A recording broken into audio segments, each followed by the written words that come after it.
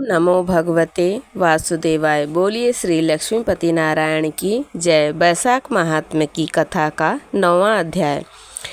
इतनी कथा सुनकर मिथिलेश ने पूछा, हे ब्राह्मण, इक्ष्वाकु कुवंश के राजा ने जल और अन्न का दान नहीं किया, इसी से वह चातक और छिपकली बना तथा साधु महात्माओं की सेवा न करने से गिद्ध योनि में आया। परंतु आपने बतलाया कि वह 7 जन्म तक कुत्ते की योनि में रहा, सो इसका कारण मेरी समझ में नहीं आया। उसने संत महात्माओं को कष्ट नहीं दिया, न ही वह कृपण था। उसने केवल साधु संतों की सेवा नहीं की, सो उसको फल मिला। उसने किसी को कष्ट भी नहीं दिया, सो बिना कारण ही कुत्ते की योनि क्यों मिली, इसका मुझे संशय है। सो कृपा करके आप मेरी शंका का समाधान करिए। राजा के ऐसे वचन सुनकर श्रुतदेव ने कहा, हे राजन, तुम धन्य हो जो आपने ऐसा धार्मिक प्रश्न किया, सो मैं इसका समाधान कहता हूँ। यही वार्ता शिव जी ने कैलाश पर्वत पर श्री पार्वती जी से कही थी। सब लोकों की रचना कर उनकी पारलौकिक और ऐहिक 2 प्रकार की स्थिति बनाई और इनकी स्थिति के 3 भेद बनाए, जल सेवा, अन्न सेवा और औषधि सेवा।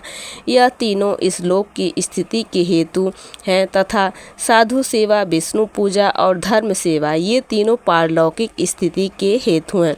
जैसे ऐहिक कर्म के करने से धन संपत्ति आदि प्राप्त हो सकते हैं, वैसे ही अप्रिय बातें कहना कभी कभी दुख का कारण भी हो जाती है। यहाँ पर एक पुराना इतिहास कहता हूँ, सुनो। एक समय दक्ष प्रजापति महादेव जी को यज्ञ में बुलाने के लिए कैलाश पर गए। तब उनको आया देखकर महादेव जी खड़े नहीं हुए, क्योंकि शिव जी ने सोचा कि मैं सनातन हूँ और ये सब देवता यज्ञ का भाग लेने वाले सेवक के समान है, इसलिए स्वामी का सेवक के आने पर, पति का पत्नी के आने पर, गुरु का शिष्य के आने पर उठना आवश्यक नहीं है। और यही सब शास्त्रों का भी मत है। जो स्वामी स्वयं अपने सेवकों के लिए उठते हैं, उनकी आयु, धन और यश तत्काल नष्ट हो जाते हैं। यह मेरा प्रिय ससुर है, ऐसा विचार कर दक्ष प्रजापति की भलाई के लिए ही उठे नहीं।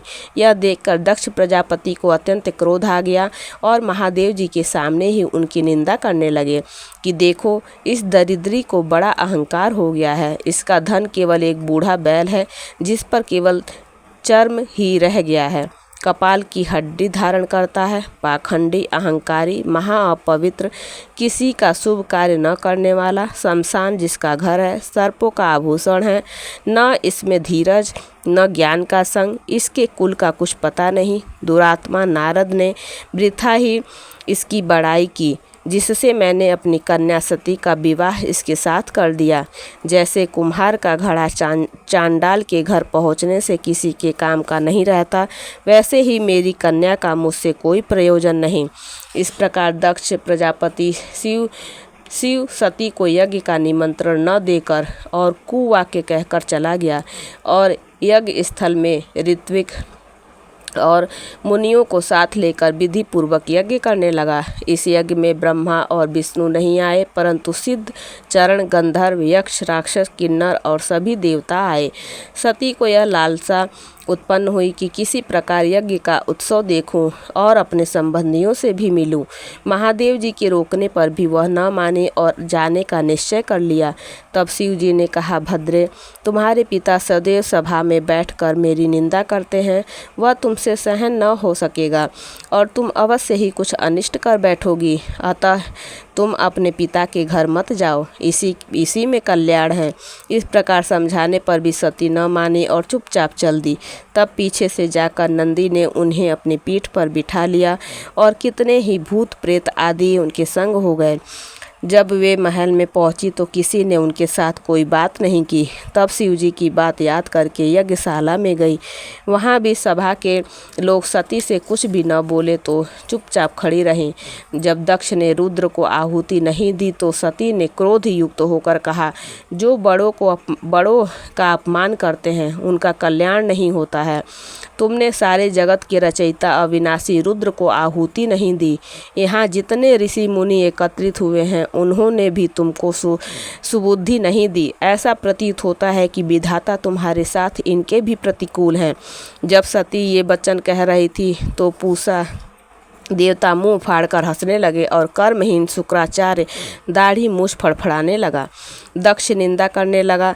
यह देख सती को अत्यंत क्रोध आ गया और वह पति की निंदा सुनकर प्रायश्चित के रूप में सबके देखते देखते हवन कुंड में कूद पड़ी। सती के गिरते ही हाहाकार मच गया।